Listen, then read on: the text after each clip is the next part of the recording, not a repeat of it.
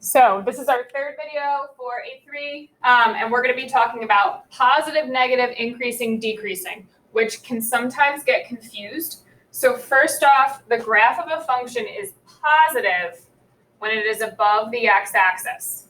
It's negative when it's, typo, below the x-axis.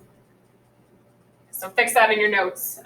So here, when I look at this graph, we're going to draw a nice dividing line. Above the x-axis is positive. Okay, so up here it's positive.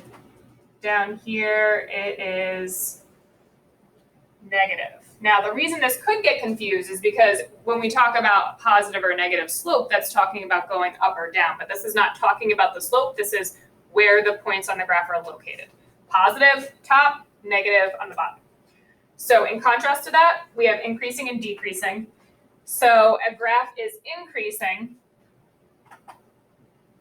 when it is going up from left to right. So if I start on the left side, so here's an example of increasing, and I work over to some point on the right side. If it's going up, that's increasing. A graph is decreasing when it is going down from left to right. So this is down from left to right. So here, from the left to the right, going across the page this way, this is going down, this is going down, so that's decreasing. Okay, so we're going to have questions where we have to classify a graph as, or a piece of a graph, an interval of a graph as positive or negative, and also if it's increasing or decreasing, and we'll look at those. So here's exercise 9. The function f of x is graphed below. What is true about the graph on the interval from point D to point E? So I first off just like to highlight that piece of the graph. So first off, we'll think about positive or negative.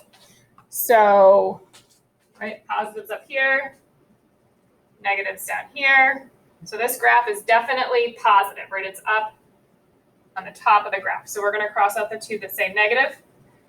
And then if I start from the left point to the right point, that graph is going down.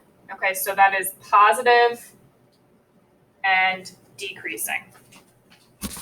Moving over to the next page, we have another one. So same type of question. I just wanted you to see a couple different examples because these are pretty quick. So here we're going from C to D. We are in the negative part of the graph. And we are, once again, from left to right going down. So this is negative and decreasing. Sorry, it's a little messy. Hopefully you get the idea. So I would choose negative and decreasing, which is the answer down here.